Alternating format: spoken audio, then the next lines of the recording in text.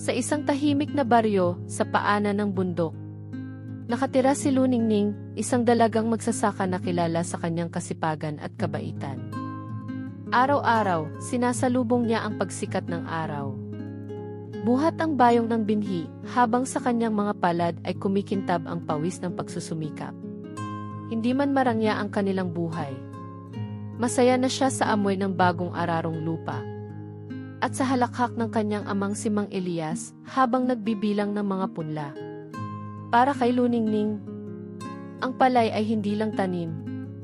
Ito ay buhay, pag-asa, at panalangin ng bawat taga-baryo. Ngunit isang taon dumating ang tagtuyot.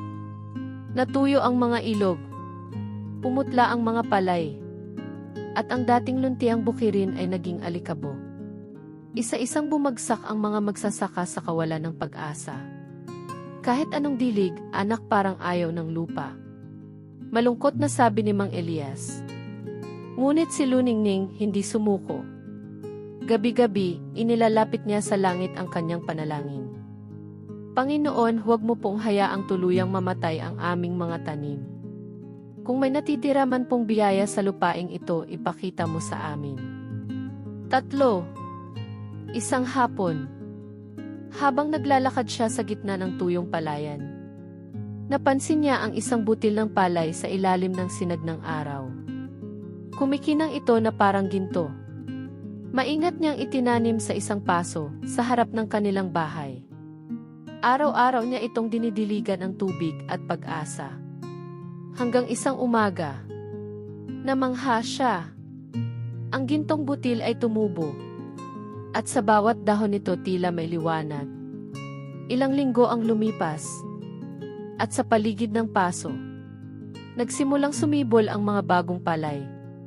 Malulusog, lunti, at mabangong parang bagong ulan. 4. Dumating ang panahon ng anihan.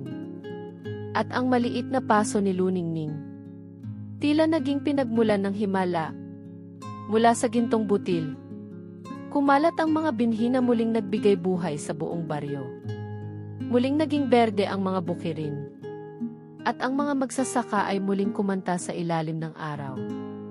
Naiyak si Luningning habang pinagmamasdan ang ginintuang palayan. Salamat, Panginoon, bulong niya. Sa butil ng pag-asa. Ngunit hindi lahat ay natuwa. Isang mayamang may-ari ng lupa, si Don Rufo, ay nakarinig ng tungkol sa mahiwagang butil. Kung akin iyon, magiging pinakamayamang lalaki ako sa buong lalawigan, sigaw niya. Gabi-gabi, pinapadala niya ang kanyang mga tauhan upang hanapin ang gintong palay ni Luningning. Hanggang isang gabi, ninakaw nila ang paso habang natutulog si Luningning at ang kanyang ama. Ngunit kinabukasan, nang subukan ni Don Rufo na itanim ang butil sa kanyang malawak na lupa, hindi ito tumubo. Ang lupa ay nanatiling tuyo. At ang gintong butil ay naglaho na parang usok. Kinabukasan, bumalik si Luningning sa kanilang bakuran. Sa lupa, may isang bagay na kumikislap. Isang bagong gintong butil. Umiti siya. At marahang kinuha ito. Ang biyaya, sabi niya, ay hindi kailanman para sa mga pusong gahaman, kundi sa mga marunong magpasalamat. Muling itinanim ni Luningning ang butil. Hindi para yumaman, kundi upang patuloy na mamunga ng pag-asa. At mula noon, sa bawat anihan sa baryo, may isang butil ng palay na kumikintab. Paalala ng himalang ibinibigay ng kabutihan at pananalig. Aral ng kwento. Ang tunay na kayamanan ay hindi nasusukat sa gintong butil o yaman sa lupa, kundi sa pusong marunong maghintay, magtiwala at magbahagi. Sapagkat ang kabutihan, tulad ng palay, ay lalago lamang sa lupang marunong magpasalamat.